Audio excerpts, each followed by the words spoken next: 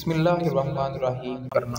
حضرت ابو ہریرہ رضی اللہ تعالیٰ عنہ اپنی والدہ سے بے حد محبت کرتے تھے اور ان کی خدمت میں کوئی کسر نہ چھوڑتے تھے۔ ماں بھی اپنے فرزند پر اپنی جان چھڑکتی تھی، لیکن جب حضرت ابو ہریرہ رضی اللہ تعالیٰ عنہ نے اسلام قبول کیا تو ماں نے بیٹے کا ساتھ نہ دیا، کیونکہ انہیں اپنا آبائی مذہب ترک کرنا کسی صورت بھی گوارا نہ تھا۔ تاہم حضرت ابو ہریرہ رضی اللہ تعالیٰ عنہ ان کے ادب و احترام میں کوئی کمی نہ کرتے اور برابر دل و جان سے ان کی خدمت بجا لاتے۔ مدینہ منورہ پہنچ کر بھی آپ رضی اللہ تعالیٰ عنہ اپنے آبائی مذہب پر سختی سے کاربند رہیں۔ آپ رضی اللہ تعالیٰ عنہ ان کے شرک کی وجہ سے دل ہی دل میں گھنتے رہتے اور ساتھ ساتھ انہیں اسلام قبول کرنے کی حکمت و بصیرت کی ترغیب بھی دیتے رہتے۔ پھر ایک دن آ ہی گیا کہ انہوں نے اسلام قبول کیا۔ ابو کثیر یزید بن عبد الرحمن اجمی کہتے ہیں کہ مجھ سے ابو ہریرہ رضی اللہ تعالیٰ عنہ نے بیان کیا، خدا کی قسم اللہ تعالیٰ نے جس مومن کو پیدا کیا ہے اور وہ میرے متعلق سنتا ہے اور مجھے دیکھتا نہیں، وہ مجھ سے محبت کرتا ہے۔ ابو کثیر رحمۃ اللہ علیہ نے کہا، اے ابو ہریرہ رضی اللہ تعالیٰ عنہ، آپ کو یہ کیسے معلوم ہوا؟ آپ رضی اللہ تعالیٰ عنہ نے فرمایا، میری ماں مشرکہ عورت تھی، میں اسے دعوت اسلام دیا کرتا تھا، وہ میری بات نہیں مانتی تھی۔ ایک روز میں نے اسے دعوت دی تو اس نے مجھے رسول اللہ صلی اللہ علیہ وآلہ وسلم کے متعلق ایسی باتیں سنائیں جنہیں میں ناپسند کرتا تھا۔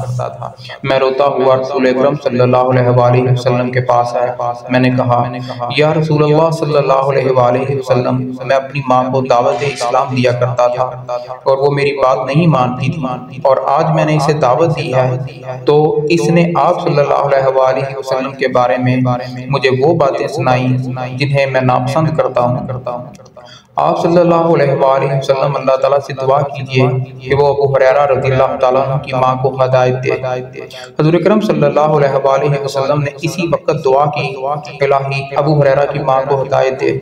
حضور اکرم صلی اللہ علیہ وآلہ وسلم کے دعا فرمانے کے بعد میں دوڑتا ہوا باہر نکلا کہ اپنی ماں کو رسول اکرم صلی اللہ علیہ وسلم کی دعا کی بشارت سناؤں جو آپ صلی اللہ علیہ وسلم نے ان کے لیے کی تھی۔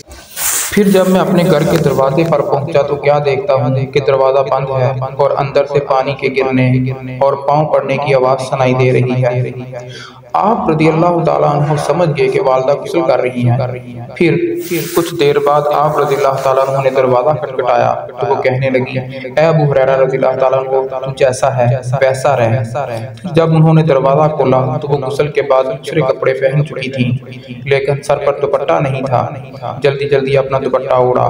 جو ہی حضرت ابو ہریرہ رضی اللہ تعالیٰ عنہ گھر کے اندر قدم رکھا، ماں نے کہا، میں گواہی دیتی ہوں کہ اللہ کے سوا کوئی معبود نہیں، اور میں گواہی دیتی ہوں کہ محمد صلی اللہ علیہ وآلہ وسلم اللہ کے بندے اور رسول ہے۔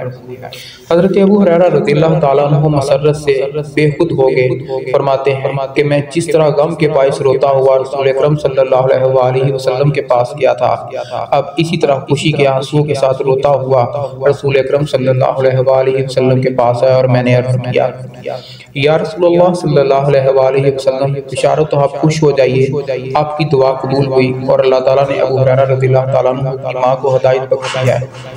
حضور اکرم صلی اللہ علیہ وآلہ وسلم یہ خبر سن کر بہت خوش ہوئے اور اللہ تعالیٰ کا شکر ادا کیا۔ اب میں نے حضور اکرم صلی اللہ علیہ وآلہ وسلم سے یہ استدعا کی، یا رسول اللہ صلی اللہ علیہ وآلہ وسلم، اللہ تعالیٰ سے یہ دعا کر دیجئے کہ مجھے اور میری ماں کو اپنے مومن بندوں اور مومن بندیوں کا محبوب بنا دے۔ چنانچہ آپ صلی اللہ علیہ وآلہ وسلم نے اس درخواست کو بھی قبول فرماتے ہوئے دعا کر دی۔ اس دعا کا یہ اثر ہوا کہ اللہ تعالیٰ نے جس مومن کو بھی پیدا کیا اور وہ میرے متعلق سنتا ہے اور مجھے نہیں دیکھتا یا میری ماں کو دیکھتا ہے، وہ مجھ سے محبت کرتا ہے۔